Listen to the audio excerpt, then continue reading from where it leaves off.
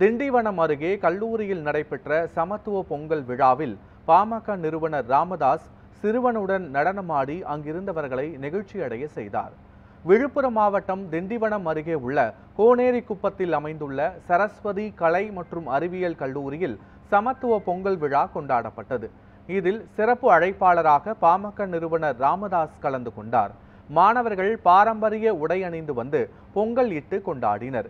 இதனைத் தொடர்ந்து நடைபெற்ற கலை நிகழ்ச்சியில் நடனமாடி கொண்டிருந்த சிறுவனுடன் ராமதாசும் இணைந்து தனது கைகளை அசைத்து நடனமாடினார்.